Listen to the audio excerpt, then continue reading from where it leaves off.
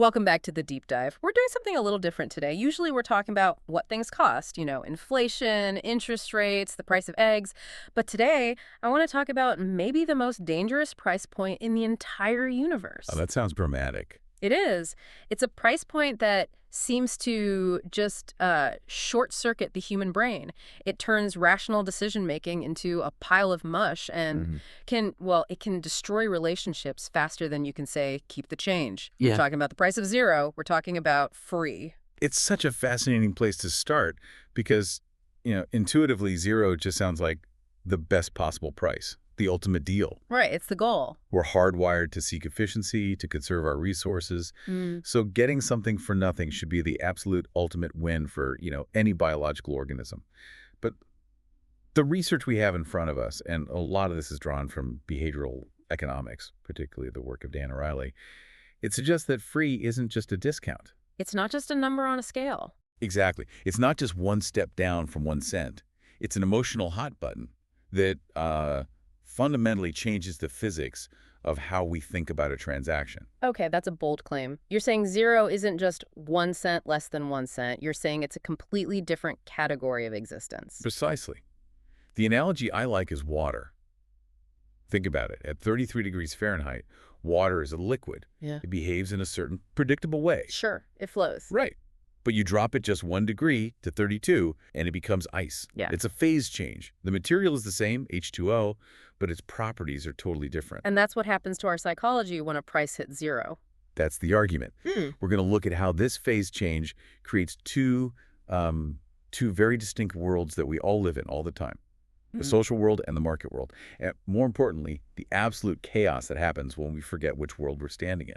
I love that phase change analogy. It really clicks. So our mission today is to map out these two worlds so we can maybe stop tripping over the invisible lines between them. We've got a ton of research here, some classic experiments with chocolates, some very, very boring circle dragging tasks, Mind-numbingly boring. and some painfully awkward dinner party scenarios. But let's start with that hook, this irrational magnetic pull of free. The source material kicks off with a personal story about changing the oil in a car. Right. And this is the classic do-it-yourself trap. I think we've all fallen into it. The author talks about owning an Audi, and the dealer wants something like $75 to change the oil. Which feels steep. It feels like a lot. And he thinks, hey, I'm a smart guy. I have hands. I can buy the oil for way less and just do it myself. I have absolutely been that guy, 100%. You're standing in the auto parts aisle, you're looking at the price of the filter and the synthetic oil, and you do that quick mental math. Okay, the dealer wants 75, the parts are, what, 25 bucks? I'm effectively paying myself $50 to do this work. It feels like free money. But that's where the irrational math, as you called it, really kicks in. Because let's just, for a second, break down the actual economics of that decision. If you drive a standard amount, maybe 7,000 miles a year, and good synthetic oil lasts for 10,000 miles, you're only doing this, what, once every 18 months or so? Yeah, it's not a frequent thing. So over a 3-year window, let's say, you might save a grand total of about $150. Which, in the grand scheme of owning an Audi it's a rounding error. It's probably less than one of your monthly payments on the car itself. Exactly. But here's the kicker. Here's the hidden cost.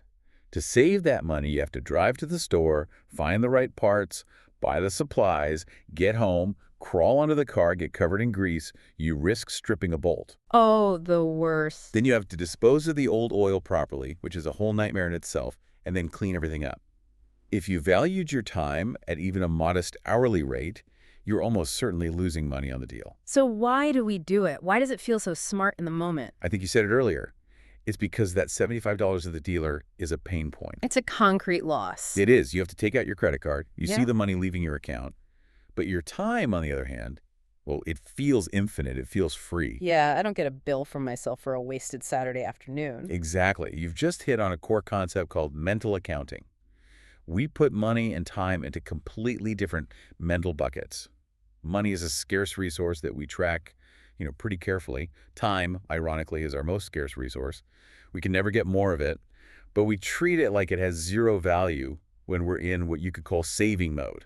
We'll spend hours of effort to avoid a tiny momentary pain of paying. And we see this everywhere. This reminds me of the lines for Ben & Jerry's on Free Tone Day. I walk past that every single year, and the line it's insane. It wraps around the block. People are standing there for 45 minutes, sometimes an hour. For a scoop of ice cream that normally cost, what, $4? Maybe 5, tops. And if you walked up to any of those people in line and said, hey, I'll pay you $5 to stand on this sidewalk for an hour, they would laugh in your face. Of course they would. They'd say their time is worth way more than that. But you just change the proposition slightly to wait for an hour and get a free $5 item, and all of a sudden it becomes this incredible bargain that they can't pass up. Because the transaction cost has hit zero. In our kind of primitive brains, paying money always involves a risk. It's the risk that the ice cream won't be worth the $5. That's a potential loss. And we know from tons of research that humans are incredibly loss averse. We hate losing more than we enjoy winning. Precisely. But when it's free, there is no risk of financial loss. The free label acts like a giant spotlight that just blinds us to all the other costs, the collateral costs, like standing in the hot sun for an hour or dealing with a massive crowd. The crowds thing is huge. The source material brings up free museum days, and I am the biggest sucker for this. I will skip going to a museum when it's, say, $15 because, that's kind of pricey. But you tell me it's Free Entrance Tuesday, and I am there. And tell me, how is the experience on Free Entrance Tuesday? It's miserable. It's absolutely terrible. You can't actually see the paintings because there's a wall of people 10 rows deep in front of them. It's loud, it's hot. I almost always end up hating it and leaving early. So rationally, the smart economic move would be to pay the $15 premium to have the museum almost to yourself on a quiet Wednesday. You're buying a quality experience. Right. By choosing the free option, you're actually paying with a severely degraded experience and, frankly, your own frustration. Right. But that allure of zero is so magnetic, it just overrides that entire calculation. We prioritize eliminating the financial cost over maximizing the utility or just the happiness we get from the activity. And it's not just money and time.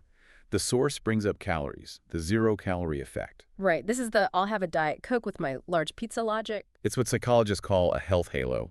When we see 0 calories on a drink, we don't just register it as not fattening. Our brain registers it as virtuous. It's a good deed we're doing for our bodies. And since I've done my good deed for the day, You feel you're entitled to a reward. This is a well-documented effect called licensing. You order the Diet Coke 0 calories, and because you've saved those 150 calories compared to a regular soda, your brain does some very fuzzy math and decides you can now afford the 800-calorie plate of cheese fries that goes with it. I feel personally attacked by this example. I'm having a diet soda, so the nachos don't count. It's basically magic thinking. It is. The 0 on the drink creates this illusion of immunity. If you had ordered the regular soda, you would be acutely aware of the caloric load you're taking on, and you might actually be more careful with the food order. But the 0 just disarms your self-control. Okay, so we've established that free makes us really bad at math when it comes to time, calories, and our own happiness. But the real centerpiece of this research is the chocolate experiment. This is where we can prove that this isn't just people being quirky, it's a predictable, repeatable malfunction in our thinking. Can you walk us through the setup with the Lindt truffles? Yeah, this is a beautiful experiment because it isolates the variable of price so perfectly. So the researchers set up a simple table with 2 bowls of chocolate. One bowl has Lindt truffles. These are, high-end, creamy, delicious Swiss chocolates. The other has Hershey's Kisses. Perfectly fine, but they're standard mass-market chocolate. It's the difference between a steak dinner and a fast food burger. Both are food. One is clearly a superior product. A great way to put it. Now, in scenario A, they priced the premium Lindt truffle at 15 cents, which, by the way, is a steal. A truffle usually costs way more than that. It's a bargain. And the Hershey's Kiss is priced at 1 cent. So both are cheap, but the truffle is 15 times more expensive than the Kiss. Okay, so I walk up to the table. I have a choice. 15 cents for luxury or 1 cent for the basic utility chocolate. What do people do? For the most part, rationality prevails. About 73% of people choose the truffle. That makes sense. They look at the deal and they think, for an extra 14 cents, I get a vastly superior product that is a good trade. They're maximizing the value they receive for their money. I'd do that. I'd pay 15 cents for a Lindt truffle any day of the week. Right. But now comes scenario B. This is the twist. The researchers drop the price of both items by exactly 1 cent. Okay, so let's see the math here. The truffle goes from 15 cents down to 14 cents, and the Kiss goes from 1 cent down to 0. It's free. Exactly. Now, I want you to look at this like an economist for a second. The price difference between the two items has not changed. It was 14 cents before. It's still 14 cents now. The relative value is identical. It's identical.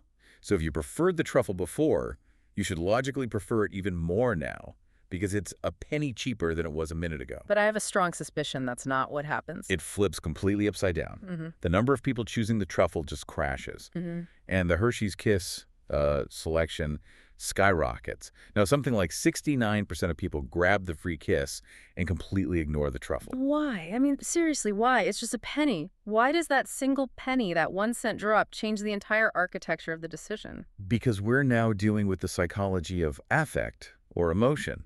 The 14-cent truffle is still a great deal, but it still requires what we call payment pain. There's a transaction. There's transaction. And with that comes a tiny nagging risk. What if I don't like it?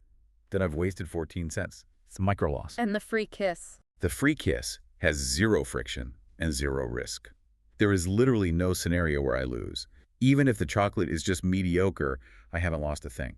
Free allows us to make a decision without even engaging the analytical part of our brain that weighs pros and cons. We just see reward with no cost. It's an emotional shortcut. A powerful one.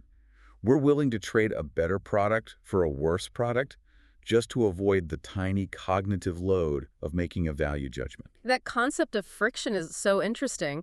The source material brings up Amazon France as a perfect real-world example of this 1 cent friction. Oh, this is a classic business school case study now. Years ago, Amazon rolled out free shipping across Europe if you bought a certain number of books. Right, the super saver shipping. And in every country, Germany, the UK, the sales graphs look like hockey sticks. They just went straight up.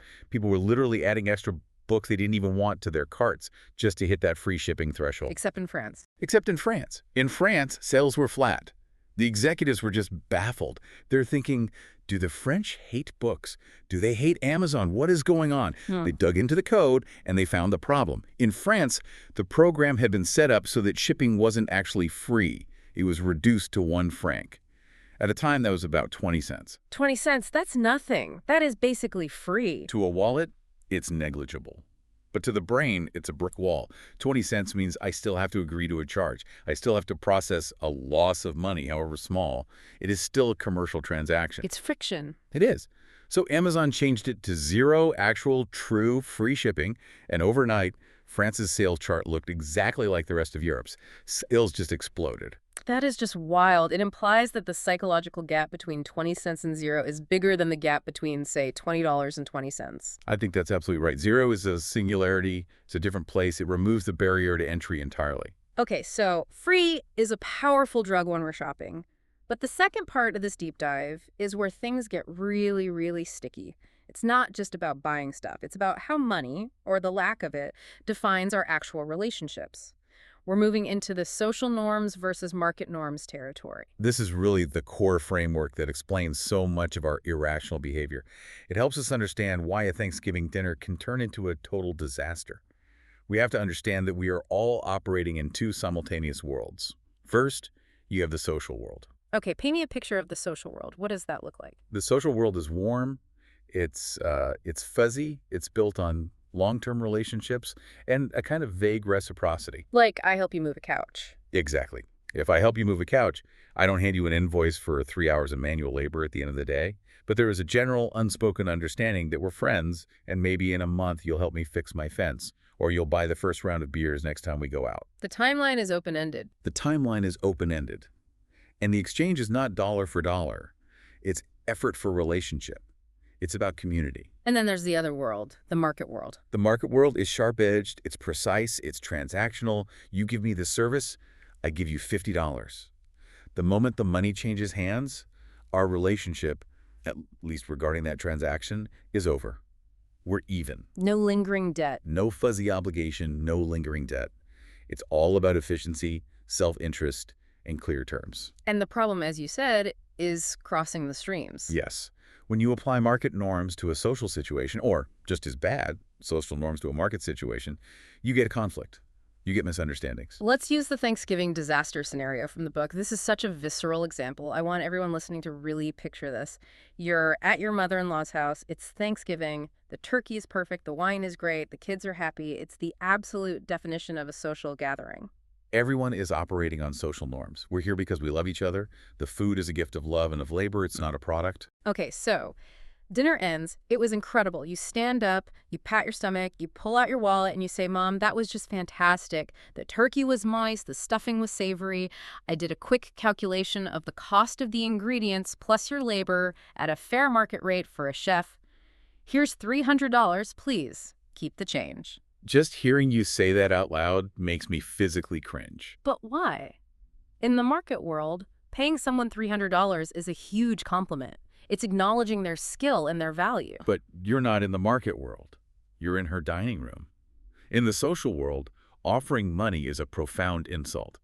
By doing that, you've completely reclassified the relationship. You're telling your mother-in-law, you are not family to me, you are a service provider. You're a caterer I just hired. You've stripped the act of all its emotional value and reduced it to a wage. You've commoditized her love. And you can't backpedal out of that. You can't just say, oh, sorry, I was just kidding. The damage is done, because you've signaled how you view the entire interaction. You've shown your hand. You've signaled that you see the relationship through a market lens. And once you do that, all that warmth just evaporates.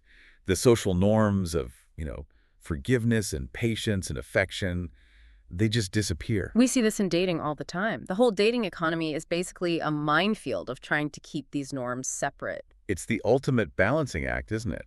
Traditionally, on a date, one person might pay for dinner. Let's say the man pays.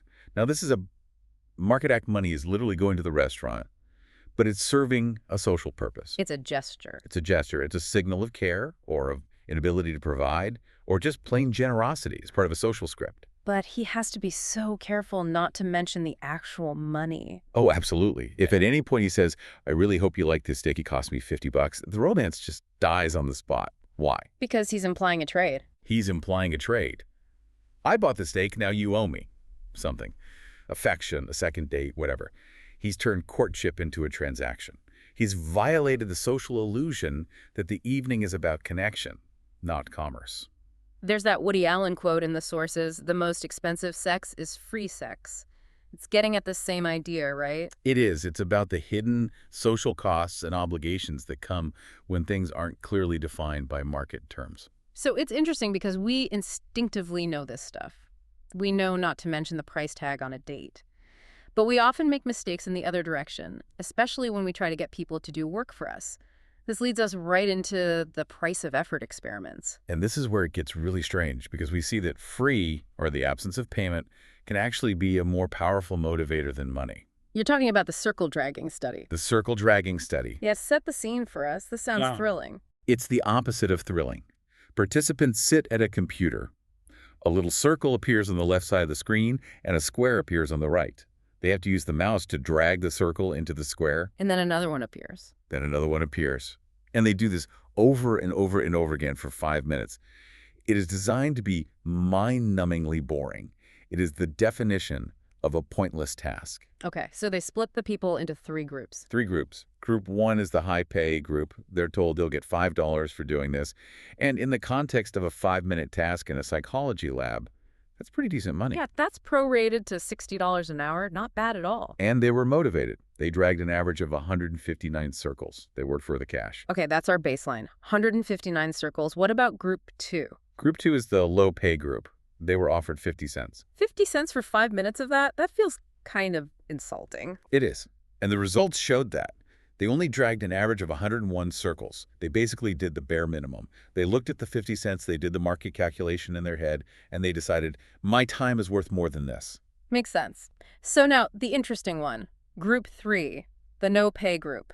This group was simply asked to do it as a favor. The researcher just said, hey, would you mind helping us out with this experiment for a few minutes?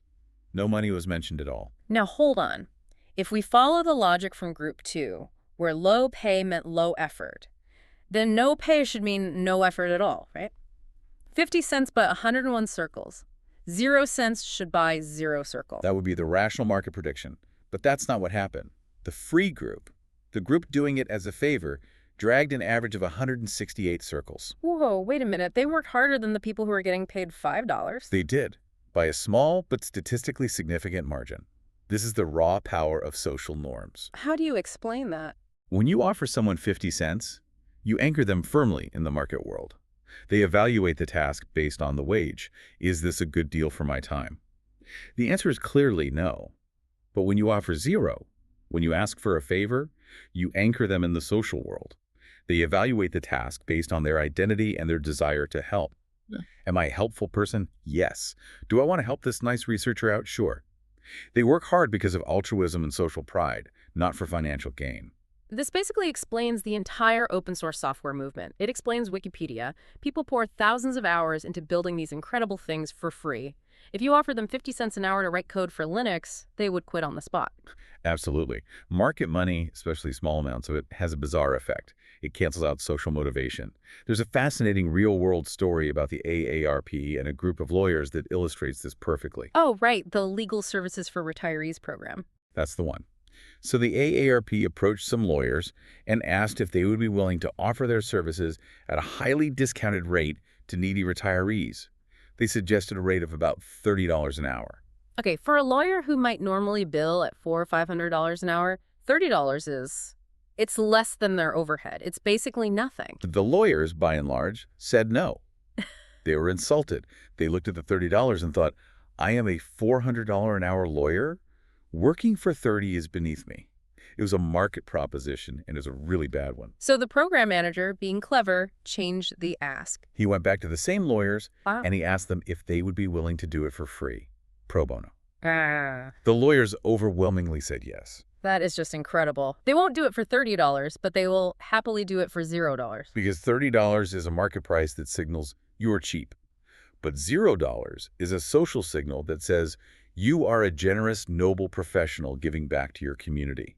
It allowed them to feel good about themselves rather than feeling underpaid. The absence of money elevated the entire task. It took it out of the market world and placed it squarely in the social world, where it became an act of charity. There's a similar vibe with that story about the martial arts master in the notes. Yes, the master who refused to take any payment from his students. And when they insisted, he told them, if I charged you, you couldn't afford me. That is such a great line, but it's also true, isn't it? It is. By keeping it free, he maintains the sacred master-disciple relationship. It's a bond of mentorship and respect. The moment he starts charging them, he becomes a fitness instructor. They become customers. And customers can complain. Customers can demand things. Exactly. Disciples listen and learn. He kept the entire power dynamic, the social structure, intact by refusing to let money enter the dojo. Okay, so we know money, especially small amounts of money, just kills the vibe. It ruins the social motivation. But we still want to show appreciation, right? We can't just expect people to work for free forever without acknowledging it. This brings us to gifts. Can you pay someone with a gift without triggering that dreaded market mindset? You can, but it is a very, very tricky line to walk. The researchers went back to the circle dragging experiment to test this exact question. This time, instead of cash, they gave out gifts. Okay, so one group gets a Snickers bar, which is worth about 50 cents, and the other group gets a nice box of Godiva chocolates worth about $5. Right.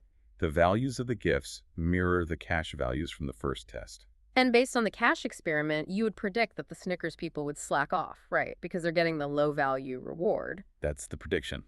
But it's not what happened. The Snickers group worked just as hard as the Godiva group, and both worked just as hard as the original no-pay group. They were all up there at that high-effort level. So the 50-cent Snickers bar didn't insult them the way the 50-cent coin did? Not at all. A gift, it seems, stays in the social world. Yeah. Even a small gift like a candy bar is read by our brains as a token of thanks, not as a wage. No one looks at a Snickers bar and starts calculating, okay, I am earning 1/10 of a Snickers per minute of work. They just accept the kind gesture. And there's always a trap door in these experiments, isn't there? There is a way to ruin the gift. There is. They ran one more variation, and all they did was simply mention the price of the gift. They handed the person the Snickers bar and said, here is a 50-cent Snickers bar for your participation. They just said the number out loud. They verbalized the market value, and what do you think happened? Effort must have plummeted. Immediately. Oh. It went right back down to the low levels of the 50-cent cash group. That is staggering to me. The physical object is the same. The only thing that changed was the words the researchers spoke. Words act as switches. When you say 50 cents, you flip the switch in the person's brain from the social track to the market track. You've just stripped all the mystery and the warm, fuzzy emotion away from the gift and turned it into a low-value commodity. This is such practical advice for everyone listening. If you buy someone a gift, for God's sake, scrape the price tag off. If you take someone out for a nice dinner, do not mention how much the bill was. If you're a manager and you buy your employees a Christmas gift, don't send an email saying we spent $50 on each of you. You are literally undoing the goodwill you were trying to build. You're turning a thank you into a payment, and a pretty meager payment at that. Okay, so far we've been talking about conscious decisions, choosing chocolates, deciding to help. But the research goes even deeper into the subconscious. This is the priming section, and honestly, this is the part that creeps me out a little bit, because it implies we're being manipulated just by seeing certain words. Well, this is standard psychological priming. It's a very robust effect. The brain is an associative machine. If I make you think about the word food, you might suddenly realize you're hungry. The researchers here wanted to see what happens if they just make people think about money without any actual money being involved. And this is the scrambled sentence task. That's right. They gave participants a simple word puzzle. Unscramble these 5 words to make a 4-word sentence. Half the group got neutral phrases like, "It is cold outside." The other half got phrases that were loaded with money concepts, things like a high-paying salary or cost of living or asset management. So to be clear, they weren't winning money. They weren't paying money. They were just reading the words related to money. Just reading the words, that's it. Then, after this priming task was over, the researchers put them through a whole gauntlet of social situations to see if their behavior had changed. First up was the self-reliance test. They gave them a puzzle that was actually impossible to solve. They wanted to see how long people would try on their own before they asked the experimenter for help. Okay, what happened? The group that saw the neutral sentences asked for help after about 3 minutes. They realized they were stuck, and they sought social support. The money-primed group, they struggled alone for almost 6 minutes. Wow. They were just determined to go it alone. Think about it. Individualism is a core tenet of the market world. In a market, you look out for yourself. You compete. The money-primed people became instantly more self-reliant, which sounds like a good thing, until you look at the other side of that coin. Which is the helpfulness test. Right. So a Confederate, an actor working for the lab, walked by the participants' room and accidentally dropped a whole box of pencils all over the floor. A classic clumsy scientist move. Of course. The people from the neutral group, what do? They immediately get up to help. They get down on their knees. They help pick up the pencils. It's a normal social response. And the money-primed group. They were far less likely to help. Many didn't help at all. Some would maybe pick up 1 or 2 pencils and then walk away. Just reading the word salary turned them into jerks. It turned them into market participants. In a market, you don't work for free. Helping a stranger pick up pencils provides no personal financial return, so why would you do it? The priming seemed to suppress their natural social instincts. They also found they were less likely to donate to a hypothetical charity and less likely to help a fellow student with some data entry. They even sat further away from people, right? Yes, that was one of the most striking findings. When they were asked to set up 2 chairs for a get-to-know-you conversation with another participant, the money-primed people placed the chairs significantly further apart than the neutral group. They physically wanted more personal space. They wanted isolation. This has massive implications for corporate culture.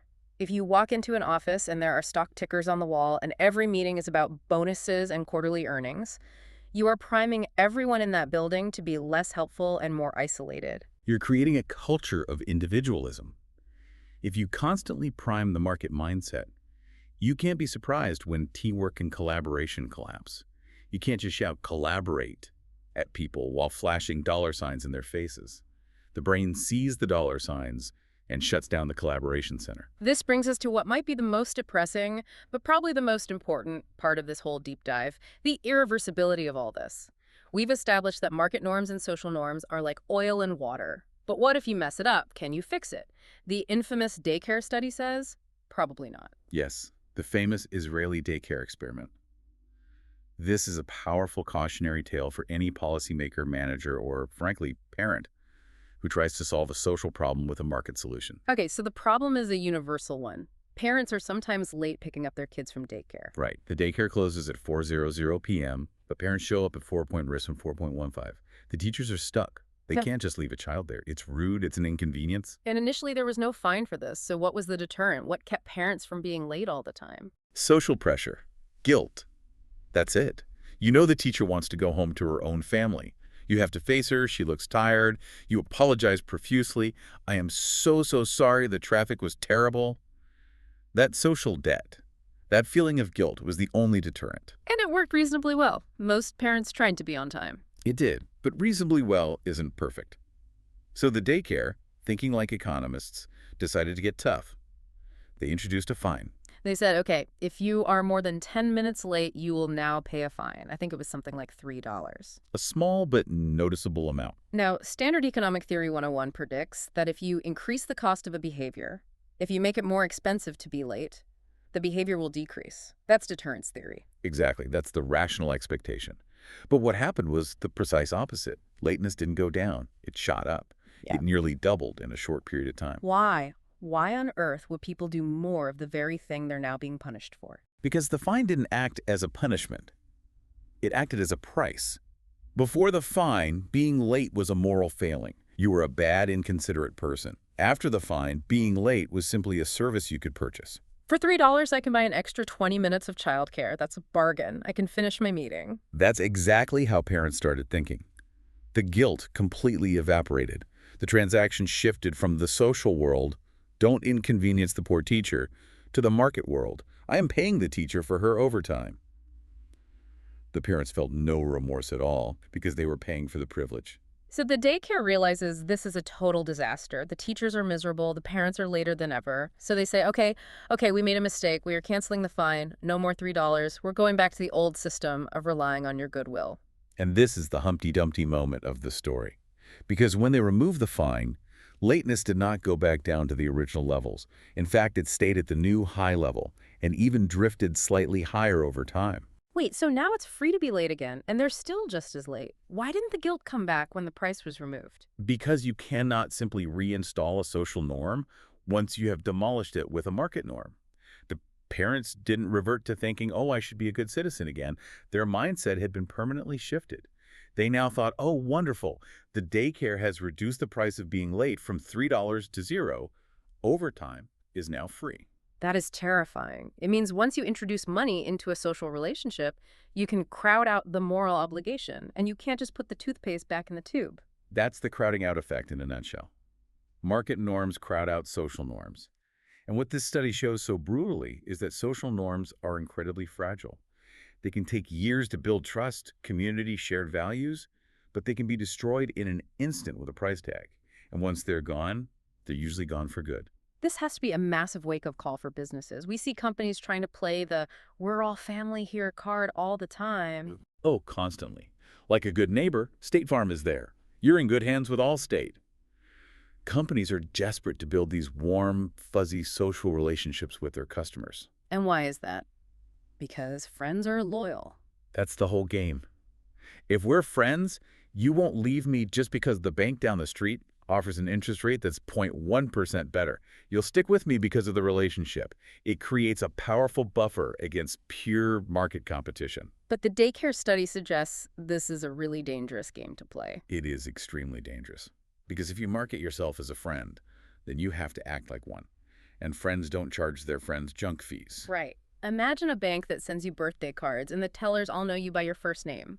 Then you accidentally overdraft your account by $5 and they slap you with a $35 fee. In a pure market relationship, that's fine. It's in the contract you signed. Business is business. But in the social relationship, which the bank has spent millions on advertising to create, that fee feels like a deep betrayal. It's a stab in the back. The customer doesn't just get annoyed. They get furious. They feel personally wronged. So companies are trying to have their cake and eat it too. They want the fierce loyalty of the social world, but the ruthless profit mechanics of the market world. And what all this research suggests is that you can't have both. You have to pick a lane. If you want to be a cold, efficient, low-cost provider like, say, Walmart or a budget airline, that's fine. Be that. People will accept the fees because they know the deal is purely transactional.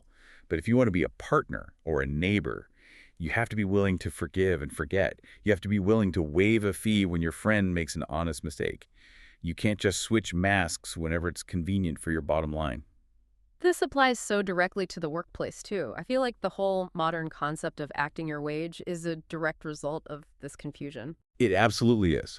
Employers want social norms from their employees. They want passion. They want loyalty. They want you to care about the company mission so much that you're thinking about new solutions in the shower on a Sunday. You can't buy that kind of engagement. You can't. That comes from a sense of belonging, of being part of a team, a family. But then those same companies will start tracking your every keystroke, or they'll lay off 10% of the workforce to hit a quarterly number for Wall Street. And the moment they do that, they shatter the illusion. They send the clearest possible signal. This is not a social relationship. This is a market relationship. You are an asset to be optimized, and you are disposable. And the employee quite rationally responds by retreating into market norms. Okay, if this is just a transaction, I will give you exactly what you pay me for and not 1 ounce more. And that's quiet quitting. It's not about being lazy. It's just a return to the strict rules of the market. It's the employee saying, you stopped treating me like a partner, so I've stopped acting like one. So, as we start to wrap this up, let's bring it right down to the individual level. We've covered a lot of theory. What do I do with this? How do I stop accidentally ruining my friendships and relationships? I think the golden rule is just to be conscious. Keep the streams separate. Actively think about which world you're operating in at any given moment. If you need a favor from a friend, ask for it as a favor. Leverage the social norm that you've built up. Hey man, can you please help me move this couch on Saturday? Yes. And do not, under any circumstances, follow that up by saying, I'll give you $10 for your trouble. Because you're insulting them. You're deeply insulting them. You're saying their entire Saturday and their physical labor is worth $10. You're turning them from a friend into a very, very cheap day laborer. But I can't just offer nothing. I feel like a mooch if I do that. You don't offer nothing. You offer a social reward. I'll buy the pizza and beer afterwards, or, hey, I'll help you paint your room next week. These are the currencies of the social world. They strengthen the bond rather than turning it into a cheap transaction. And you have to be careful asking professionals for favors in their area of expertise, right? That's a key distinction. Don't ask your web designer friend to build your new business website for free. That is their market livelihood. It's disrespectful to ask for it as a social favor. But asking that same friend to help you set up a barbecue, that's perfectly fine. That's just a friend helping a friend. It really feels like we are all constantly walking this tightrope. We are. And I think the wind is blowing harder and harder from the market side of things. We are living in an age where everything is being monetized. That is the final thought I really want to leave everyone with. Think about the gig economy. 20 years ago, we used to ask a neighbor for a ride to the airport. Now we call an Uber. We used to ask a friend to watch our cat for the weekend. Now we hire a pet sitter on an app. It's more efficient, sure. It's cleaner. I don't have to feel guilty about asking my neighbor for a favor. I just pay the driver.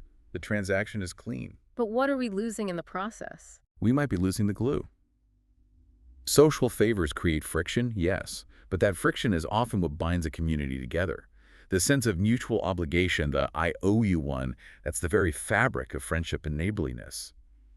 If we monetize every single interaction, if we turn our cars into part-time taxis and our spare bedrooms into mini hotels and every spare moment of our time into a side hustle, we might end up in a very efficient world where no one owes anyone anything. And that sounds like a very, very lonely place. A world of pure transactions. A world where we are all customers and service providers, but maybe no longer neighbors. Yeah. Or friends. Something to think about the next time you hesitate to ask someone for a favor. Sometimes being a little bit of a burden is actually the best way to build a bond. Thanks for listening to The Deep Dive. We'll catch you in the next one.